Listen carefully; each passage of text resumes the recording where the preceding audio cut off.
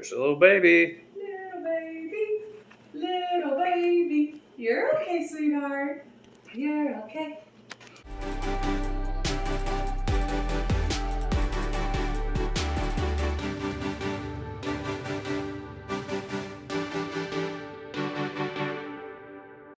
Hey y'all, it's Biz. Welcome back to my channel. Today we're going to be doing a Scottish ale, and we're going to be doing that with 11 pounds of Golden Promise, 1.5 pounds of Munich Light, 1 pound of British Crystal 60 Lovon, with 0.3 pounds of Honey Malt, 0.2 pounds of Chocolate Malt, and 0.2 pounds of Roasted Barley.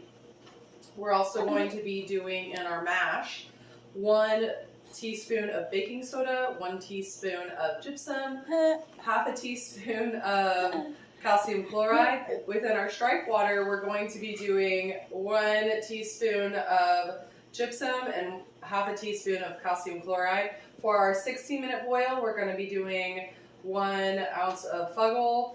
We're going to be doing with our 15-minute boil, a WhirlFlock, and another ounce of Fuggle. He wants to hold the camera. He does, yes. And then for our yeast, we're gonna do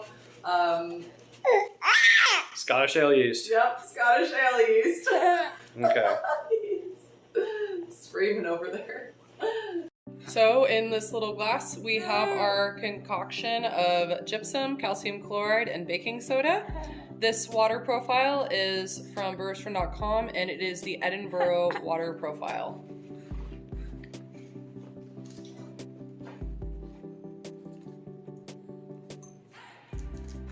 Let's stir that on in. Yes, I know. No, it's okay. You're okay. And now we can add our grains. So this barely all fit in this bag, but it's in there. So time to add the grains.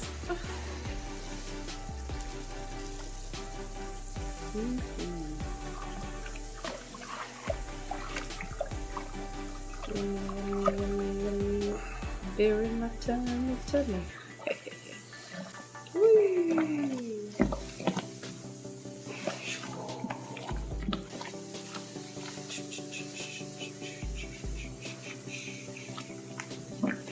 Just keeps going. Unending grains, unending grains. You started out with 5.25 gallons too of water, which is a little bit more than normal. It's the same ratio of 1.5 quarts per pound of grain. Yes. So, there's a little more, yes, but we have a little more grain. I know.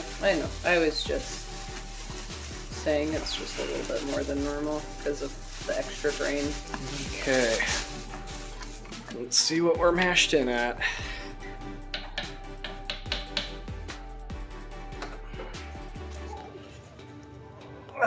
Looks about 158, 157. Cool. A little hot, but we wanted about 155, so we're pretty close. All right, we'll see you later. Okay, we just calibrated in a 7. This is a 2-point calibration. Rinse off with distilled water. Hit cal again. Go into 4.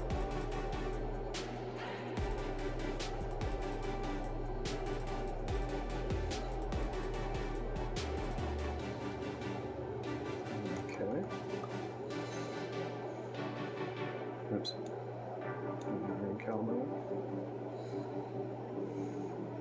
We'll rinse it off. Okay.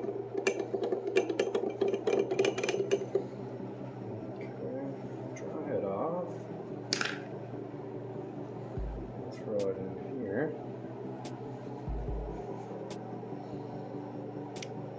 5.5 is pretty good to me, so it's anywhere between 5.2 and 5.6, and since this is a Scottish beer, the pH can be a little higher, and 5.5 is good enough for me. Okay, so since we started with 5.5 gallons of water, we're gonna just add 3.5 more to our sparge. And so let's just pour this on over. Remember to try and go kind of slow, but you know, I don't really know.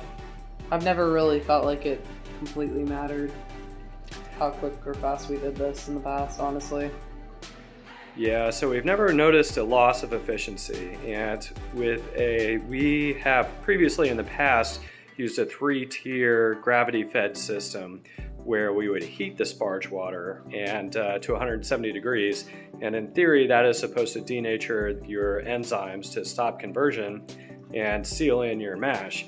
However, doing it this way, you still get the rinse of the grains, but you don't get that shock to denature the enzymes, but we've never noticed an efficiency loss, and we've never, you know, if you can notice if your mash profile was off and be honest with yourself about it, then you're better than we are. But one thing we have noticed using this method is that we are using room temperature water, and that leads to much longer heating it up to get to the boil. So that's one downside of doing this way. And so that is probably the next thing for us to invest in. Right. So the next thing that we're going to do after we rinse the grain here is we are going to add our minerals to the sparge water. And that'll be 1 teaspoon of gypsum and half a teaspoon of calcium chloride. So when we're using Brewer's Friend, it says to use the actual amount of water that you are going to use total for the entire brew. And that, in theory, is because you have a hot liquor tank where you will treat all the water that you use at one time.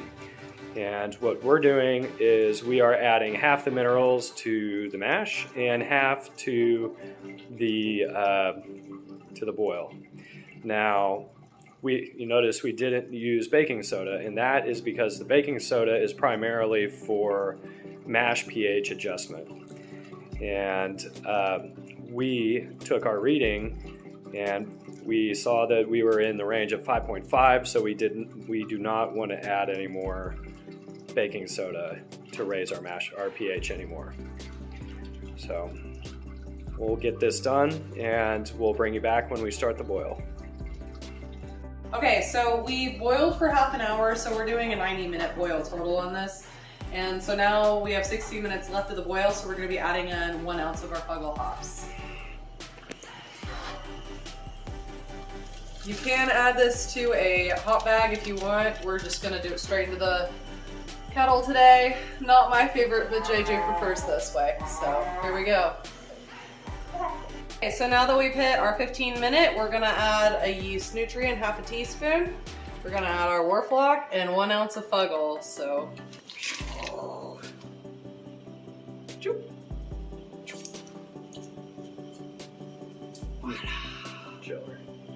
oh, no, we're chiller, yeah.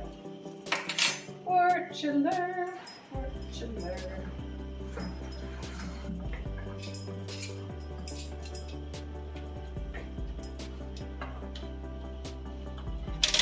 Whee! There we go. Yes. Okay. And we'll leave that for 15 minutes. And then we'll come back and kill the boil.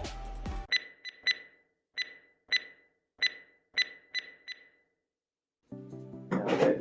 Cassie, stop. 82 is groundwater. Yeah. And so I... That's a happy nut. That is a happy nut. Mm-hmm. Cassie. Cassie. Cassie. Not me, over there. Cassie. Hi, sweetheart. Okay, fine, bye. Hey, Cooper. Hey, buddy.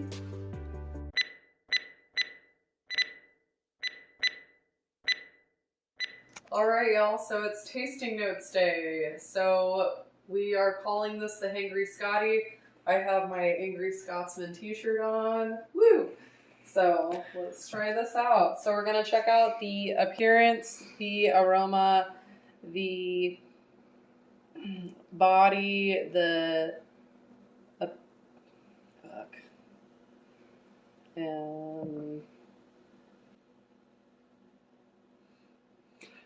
the aroma, the mouthfeel, the taste. The mouthfeel, taste, and overall general impression. Yeah. So we got that really nice amber color. Is that coming up on the camera? Yeah. Cool. We have a very nice sprightly head on this. It's kind of got that creamy color to it. Let's see. Smells good. Smells. I don't know, how would you describe that? I'm not really sure how to describe the scent of this.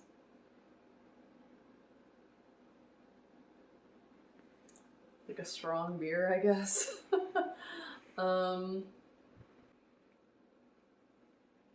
I had this earlier today, and it was a little different than what I usually had. Usually it smells malty and like a little caramelly, but today, for whatever reason, maybe because we just had a bunch of butter from a seafood boil, but to me it smelled a little fruity, like a little red fruit almost. Okay. I don't, I can see that. It's not like cherry-ish almost. Yeah. Yep. Yeah. It's not like an off flavor or anything, but no, I didn't get that the other day. This is the first time I've done it. That's what it is. That's why I couldn't pinpoint it. Yeah. That's crazy. Maybe some fruit punch. I don't know, which is not typical, but that's how I'm going to describe it today. So we might have to redo this another day. Yeah, so for the taste, mouthfeel. Mouthfeel's first. You can do either or, right? No, you have to do mouthfeel first, and then you can do the taste. You can't do taste, then mouthfeel? Yep. Yeah, okay, well, it's got a very round body, I feel like. It's giving my tongue a hug. What? Nothing. I know. Great descriptor.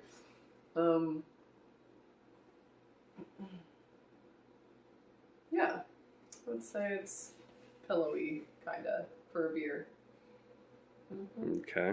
And then, the flavor, I think I get some, biscuit notes in it.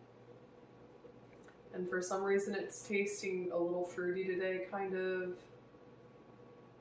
After smelling cherry. But I don't really feel like normally it is, which is kind of odd. Yeah, so definitely whatever you eat can affect what you're tasting, even if it was over an hour ago.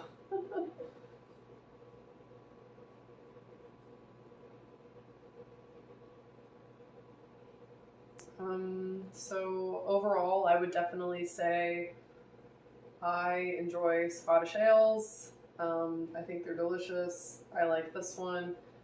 If I were to change anything, would I? Not sure. Probably just because it's fun to change things and be experimental, because why not? But yeah, anyway, if you try out this recipe, let us know down in the comments below. That'd be really cool. So cheers, come by.